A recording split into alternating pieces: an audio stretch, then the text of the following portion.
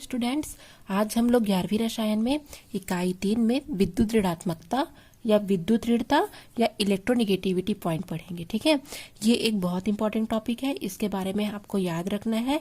अगर इसके बाद आज का हमारा लास्ट टॉपिक है इस चैप्टर का, ठीक है। और अब हम नेक्स्ट डे से अगला अध्याय कार्बनिक रसायन, जिसे हम ऑर्गेनिक केमिस्ट्री कहते हैं, वो स्टार्ट करने वाले हैं। और उसमें ये वर्ड विद्युत ऋणात्मकता, ये इलेक्ट्रोनिगेटिविटी वहां पर आता है। तो आपको ये बातों को ध्यान रखना है कि किसे विद्युत ऋणात्मकता या इलेक्ट्रोनिगेटिविटी कहते हैं। ठीक है, तो चलिए आज हम अपना इम्पोर्टेंट टॉपिक पढ़ना स्टार्ट करते हैं। और आपको आज का जो टॉपिक है उसको अच्छे से दिमाग में बैठा के रखना पड़ेगा। आने वाले आगे के चैप्टरों में ये वर्ड बार बार यूज होते हैं। ठीक है, तो चलिए सबसे पहले हम पढ़ते हैं इसका इंट्रोडक्शन क्या होता है। तो दो असमान परमाणुओं के मध्य सहसंयोजक बंध उपस्थित होने पर उनमें साझे के इलेक्ट्रॉन को अपनी ओर आकर्षित करने की क्षमता अलग अलग होती है। ठीक है, आपने पढ़ा है सहसंयोजक बंध क्या होता है। साझे के इलेक्ट्रॉन जोड़ा क्या होता है, एक दूसरे को इलेक्ट्रॉन के आदान प्रदान से एक प्रकार का बंध बनाते हैं, जिसे हम सहसंयोजक बंध कहते हैं। ठीक है, और इसमें जो साझेदारी होती है वो बराबर रूप में होती है। अगर एक इलेक्ट्रॉन दिया जा रहा है तो सामने वाले पक्ष से भी एक ही इलेक्ट्रॉन वापस लिया जाएगा। तो अगर दो असमान परमाणु हैं, ठीक है, अर्थात एक H है और दूसरा Cl है, दो समान परमाणु नहीं है, तो दो असमान परमाणु है और अगर उनके मध्य सहसंयोजक बंध बन रहा है तो जो साझे का इलेक्ट्रॉन है उनको वो अपनी अपनी ओर आकर्षित करने की क्या करेंगे, कोशिश करेंगे। ठीक है, वह परमाणु जो इलेक्ट्रॉन को अधिक आकर्षित करेगा, अर्थात दो असमान परमाणु है जिसमें से एक की अगर, ठीक है, परमाणु क्रमांक अगर अधिक है, उनमें ज्यादा इलेक्ट्रॉन है, तो वो क्या करेगा, अपनी ओर जल्दी आकर्षित करेगा इलेक्ट्रॉन को, तो उस पर आंशिक ऋणावेश आएगा। और जो है परमाणु जो इलेक्ट्रॉन को कम आकर्षित करेगा उस पर आंशिक धनावेश आ जाएगा। ठीक है, अब इस परिभाषा को हम एग्जाम्पल से समझते हैं। यहाँ पर HCl लिया गया है, हाइड्रोक्लोरिक एसिड बोलते हैं जिसे। तो HCl लिया गया है, दो असमान परमाणु हैं, जैसे कि आपकी परिभाषा में बताया गया है कि दो असमान परमाणुओं के मध्य अगर सहसंयोजी बंध बना, तो आप देख सकते हैं यहाँ पर दोनों असमान परमाणुओं के मध्य सहसंयोजक बंध का निर्माण हो रहा है, सहसंयोजक बंध यहाँ पर बन रहा है। तो सहसंयोजक बंध बनने पर जो साझे का इलेक्ट्रॉन होगा, ठीक है, वो किसकी ओर आकर्षित होगा, ठीक है, उसकी ओर आकर्षित होगा जो इलेक्ट्रॉन को अधिक आकर्षण से अपनी ओर खींचेगा। ठीक है, इसके लिए यहाँ पर इलेक्ट्रॉनिक विन्यास भी दे दिया गया है। क्लोरीन का परमाणु क्रमांक होता है 17, हाइड्रोजन का होता है 1। तो क्लोरीन का 17 हुआ तो इलेक्ट्रॉनिक विन्यास यदि लिखेंगे तो क्या होगा, 1s1 2s2 2p6 3s2 3p5। ठीक है, इस प्रकार से होगा इलेक्ट्रॉनिक विन्यास। ठीक है, अर्थात इसके जो अंतिम कक्ष है उसमें कितने इलेक्ट्रॉन है, 5। अगर हम ये 2 8 8 का क्रम लेंगे तो ये 2 हो गया, ये 8 हो गया और ये कितना हो गया, यहाँ पर 7 हो गया। ठीक, अर्थात इसको अपने अष्टक पूर्ति के लिए एक इलेक्ट्रॉन की आवश्यकता है, तो इसको यहाँ पर शो भी कर दिया गया है 7 इलेक्ट्रॉनों को। ठीक है, तो हाइड्रोजन में 1 है तो उसको भी अपने अष्टक पूर्ति के लिए केवल एक ही इलेक्ट्रॉन की आवश्यकता है, तो वो यहाँ पर क्या करेगा, यहाँ पर वो सहसंयोजक बंध बनाएगा। ठीक है, हाइड्रोक्लोरिक में H और Cl के मध्य सहसंयोजी बंध पाया जाता है क्योंकि क्लोरीन को अपने अष्टक पूर्ति के लिए एक इलेक्ट्रॉन की आवश्यकता होती है जो कि वो हाइड्रोजन से लेता है, और हाइड्रोजन को भी अपने अष्टक पूर्ति के लिए एक ही इलेक्ट्रॉन की आवश्यकता होती है जो कि वो किससे लेता है, क्लोरीन से लेता है। अगर इसको हम बनाएंगे तो इस प्रकार से संरचना आपने देखी होगी, आप पिछले कक्षाओं में आपने पढ़ लिया होगा। तो इनके मध्य जो बॉन्ड बनेगा वो क्या होगा, सहसंयोजी बंध बनेगा। तो अब क्लोरीन का परमाणु क्रमांक ज्यादा है, इलेक्ट्रॉन की संख्या क्लोरीन में अधिक है, तो ये क्या करेगा, ये जो साझे का इलेक्ट्रॉन है, ठीक है, इसे अपनी ओर शीघ्रता से आकर्षित करेगा। क्यों, कारण क्या है, क्योंकि इनमें इलेक्ट्रॉनों की संख्या अधिक है तो वो जल्दी से इसे अपनी ओर खींचेगा। और हाइड्रोजन में चूंकि एक ही इलेक्ट्रॉन है इसलिए वो उसे कम आकर्षित करेगा, तो जो ज्यादा आकर्षित करेगा उस पर आंशिक ऋणावेश आएगा और जो कम आकर्षित करेगा उस पर क्या हो जाएगा, आंशिक धनावेश आएगा। ठीक है, तो उसी को यहाँ पर लिखा गया है कि HCl में H और Cl के मध्य उपस्थित इलेक्ट्रॉन युग्म को क्लोरीन अधिक तीव्रता से आकर्षित करता है क्योंकि उनमें इलेक्ट्रॉनों की संख्या अधिक है हाइड्रोजन की तुलना में। अतः इस पर आंशिक ऋणावेश आएगा और हाइड्रोजन द्वारा कम तीव्रता से इलेक्ट्रॉन युग्म को अपनी ओर आकर्षित करने पर इसमें आंशिक धनावेश आ जाता है।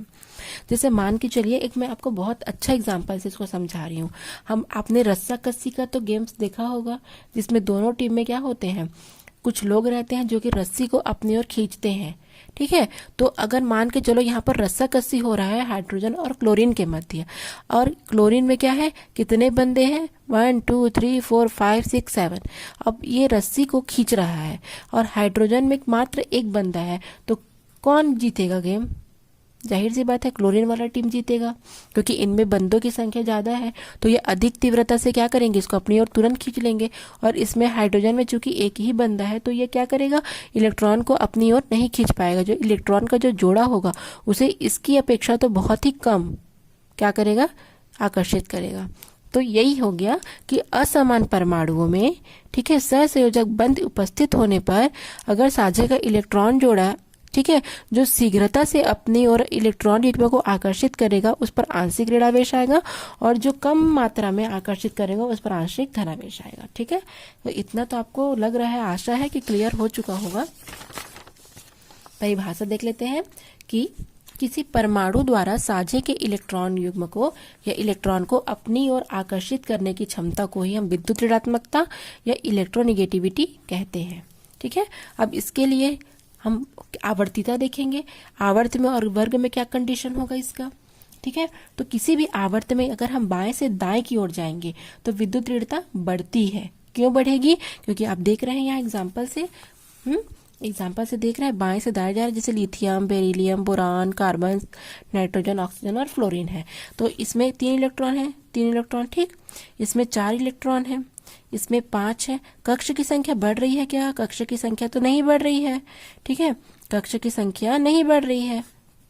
2 3 4 5 6 7 8, ठीक है, इस प्रकार से कक्ष की संख्या नहीं बढ़ी, अर्थात परमाणु का आकार में वृद्धि नहीं हो रहा है, केवल उसमें इलेक्ट्रॉनों की संख्या बढ़ते जा रही है। ठीक है, अर्थात जो नाभिक है उसका आकर्षण अंतिम कोश के इलेक्ट्रॉन के लिए बहुत अधिक होगा। प्रभावशाली रूप से क्या करेगा, वो अंतिम कोश के इलेक्ट्रॉन को अच्छे से आकर्षित करके अपने क्या करेगा, जकड़ कर रखेगा।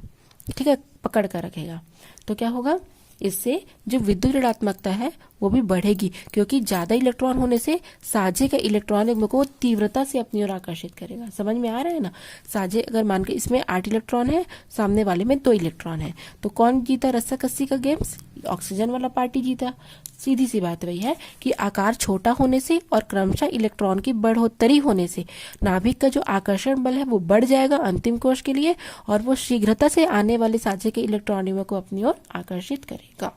ठीक है, क्लियर हुआ? अब वर्ग में देखेंगे, तो वर्ग में अगर हम ऊपर से नीचे की ओर आते हैं तो परमाणु के आकार में वृद्धि होती है, क्योंकि ये क्या होगा, यहाँ पर 1s1, यहाँ पर 2s1, यहाँ पर 3s1, यहाँ पर 4s1, यहाँ पर 5s1, मतलब क्या हो रहा है, लगातार एक एक कोश की बढ़ोतरी हो रही है। ठीक है, एक एक कक्षा बढ़ते जा रहे हैं। तो कक्षा बढ़ने से क्या होगा, जो नाभिक का आकर्षण बल है वो अंतिम कोश के इलेक्ट्रॉन के लिए वीक हो जाएगा, और वीक हो जाएगा तो साझे के इलेक्ट्रॉन युग्म को वो अपनी ओर शीघ्रता से आकर्षित करने में सक्षम नहीं हो पाएगा। इस कारण उसका आकार, उसका मान घटेगा। ठीक है, क्लियर हुआ? यहाँ पर कोश में वृद्धि नहीं हो रही है, परमाणु का आकार में वृद्धि नहीं हो रही है, केवल इलेक्ट्रॉन की संख्या बढ़ रही है, जिससे साझे का इलेक्ट्रॉन को वो तुरंत आकर्षित करेगा।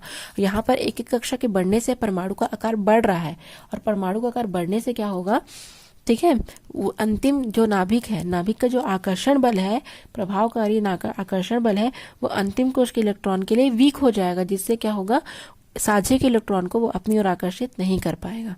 तो इसलिए विद्युत ऋणता का मान यहाँ पर कम होगा। ठीक है, अब हम इसे प्रभावित करने वाले कारकों के बारे में पढ़ लेते हैं। विद्युत ऋणता को प्रभावित करने वाले कारक।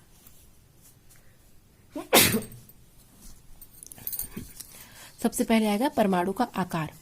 अगर परमाणु का आकार बड़ा है तो नाभिक का आकर्षण कम होगा, क्योंकि परमाणु का आकार, यदि मान के चलिए परमाणु का आकार बहुत बड़ा है तो नाभिक का जो आकर्षण है वो अंतिम कोश के इलेक्ट्रॉन के लिए क्या हो जाएगा, वीक हो जाएगा। ठीक है, दुर्बल हो जाएगा, जिससे क्या होगा, विद्युत ऋणात्मकता का मान कम हो जाएगा, अर्थात साझे के इलेक्ट्रॉन युग्मों को वो आसानी से या जल्दी आकर्षित नहीं कर पाएगा। दूसरा है प्रभावकारी नाभिकीय आवेश। परमाणु का आकार निश्चित रहने पर, अगर मान के चलो परमाणु का आकार निश्चित है लेकिन नाभिकीय आवेश के मान में वृद्धि होती है तो इलेक्ट्रॉनों के प्रति उसकी आकर्षण क्षमता भी बढ़ जाएगी। अभी हमने देखा बाएं से दाएं जाने पर कोश की संख्या तो नहीं बढ़ रही है लेकिन उसमें एक एक इलेक्ट्रॉन क्या हो रहा है, बढ़ते जा रहे हैं, जिससे नाभिक का जो आकर्षण बल है वो अंतिम कोश के लिए और प्रबल हो जाएगा, जिससे विद्युत दृढ़ता का मान बढ़ जाएगा। और तीसरा है ऑक्सीकरण अवस्था। किसी भी तत्व की ऑक्सीकरण अवस्था अगर अधिक है तो उसकी विद्युत ऋणात्मकता का मान भी अधिक है, क्योंकि अगर ऑक्सीकरण ये अवस्था ज्यादा रहेगी तो वो शीघ्रता से साझे का इलेक्ट्रॉन युग्म को अपनी ओर आकर्षित करेगा। ठीक है, इसलिए ऑक्सीकरण अवस्था के बढ़ने से है ना वो प्रबल हो जाएगा और शीघ्रता से इलेक्ट्रॉन को अपनी ओर आकर्षित करेगा, इसलिए विद्युत ऋणता का मान भी बढ़ जाएगा। ठीक है, क्लियर हुआ? आज का ये टॉपिक यहाँ कंप्लीट हुआ और ये लास्ट टॉपिक हम पढ़ेंगे संयोजकता के बारे में, जिसे आपने 9th 10th में पढ़ लिया है और आपको इसके बारे में अच्छे से पता है कि संयोजकता या वैलेंसी किसे कहते हैं। ठीक है, तो फिर से हम यहाँ पर एक बार रिपीट कर लेते हैं और ये आज का इस चैप्टर का लास्ट टॉपिक है। कल से हम नया चैप्टर स्टार्ट करेंगे। ठीक है, ऑर्गेनिक केमिस्ट्री स्टार्ट करेंगे। तो संयोजकता क्या होता है उसके बारे में एक बार हम पढ़ लेते हैं। आपने पढ़ रखा है कि तत्वों के परमाणुओं के परस्पर संयोजन करने की क्षमता को ही संयोजकता कहते हैं। अर्थात जो तत्व होते हैं वो परमाणुओं के परस्पर जुड़ने से या संयोग करने से क्या होगा, संयोजकता बनती है। दूसरे शब्दों में कह सकते हैं कि किसी भी परमाणु के बाह्यतम कक्षा में पाए जाने वाले इलेक्ट्रॉनों की संख्या को ही हम उसकी संयोजकता कहेंगे। ठीक है, जैसे हम सोडियम ले लिए, सोडियम का इलेक्ट्रॉनिक विन्यास क्या होता है, 2 8 1। ठीक है, किसका होता है, सोडियम का। ये एक इलेक्ट्रॉन क्या करता है, क्योंकि इसके अंतिम कोश में एक इलेक्ट्रॉन है तो क्या कहा जा रहा है परिभाषा में कि किसी भी परमाणु के बाह्यतम कक्षा में पाए जाने वाले इलेक्ट्रॉनों की संख्या, तो इसके बाह्यतम कोश में तो एक ही इलेक्ट्रॉन पाया जा रहा है तो इसका संयोजकता क्या होगा, 1 होगा। ठीक है, और यहाँ पर कुछ तत्वों के नाम दिए गए हैं, जैसे हाइड्रोजन का 1, कार्बन का 4, सोडियम का 1, ऑक्सीजन का 2, मैग्नीशियम का 2, कैल्शियम का 2 और एल्यूमिनियम का 2। अब मैं आपको सारों को क्लियर करती हूँ। हाइड्रोजन का संयोजकता 1 कैसे हुआ, हाइड्रोजन का इलेक्ट्रॉनिक विन्यास होता है 1s1। ठीक है, अर्थात उसके परमाणु में केवल एक ही इलेक्ट्रॉन है तो क्या हो गया, संयोजकता 1 हुई। कार्बन का हो जाएगा 1s2, 2s2 और 2p2, अर्थात उसके बाहर में 4 इलेक्ट्रॉन है। ठीक है, अर्थात ये वाले में 2 और ये वाले में 4, अर्थात उसका संयोजकता कितना हो गया, 4 हो गया। ठीक है, सोडियम का भी देखा हमने 1 है। ऑक्सीजन का क्या हो जाएगा, ऑक्सीजन का हो जाएगा 1s2, 2s2 और 2p4। ठीक है, अंतिम के कितने इलेक्ट्रॉन है, 4, तो इसको क्या हो जाएगा, अपने अष्टक पूर्ति के लिए इसको अपने 2 इलेक्ट्रॉन की आवश्यकता है तो 2 हो जाएगा। ठीक है, इस प्रकार से संयोजकता ज्ञात की जाती है किसी भी परमाणु में। ठीक है, जैसे मान के चलो कोई धातु लेते हैं, मैग्नीशियम ही ले ले, तो इसके अंतिम कोश में जितने इलेक्ट्रॉन बचेंगे या उसे अपने अष्टक पूर्ति के लिए जितने इलेक्ट्रॉन की आवश्यकता होगी, ठीक है, उसे ही हम उसकी संयोजकता कहेंगे। जैसे यहाँ पर सोडियम को क्या करना है, इलेक्ट्रॉनिक विन्यास क्या करना है, अक्रिय गैस के समान इसको क्या करना है, अपनी इलेक्ट्रॉनिक व्यवस्था बनानी है। तो 11 है तो बनेगा नहीं, तो वो अपना 1 इलेक्ट्रॉन का त्याग करेगा और धन आयन में बदलेगा। इस प्रकार से क्या होगा, अक्रिय गैस विन्यास प्राप्त करने के लिए जितने इलेक्ट्रॉन का त्याग किया जाता है उसे भी हम संयोजकता की श्रेणी में लेते हैं। ठीक है, तो आज का आपका ये टॉपिक और ये पूरा चैप्टर क्लियर होता है, खत्म होता है। कोई से भी टॉपिक से अगर आपको प्रॉब्लम हो रहा है तो प्लीज आप मुझे कमेंट्स बॉक्स में कमेंट्स करके बता सकते हैं अपनी प्रॉब्लम। ठीक है, कोई भी चीज अगर समझ में नहीं आ रहा होगा तो आप मुझसे 1 बार 2 बार पूछ सकते हैं। ठीक है, कल से हम नया चैप्टर स्टार्ट करेंगे। Thanks for watching.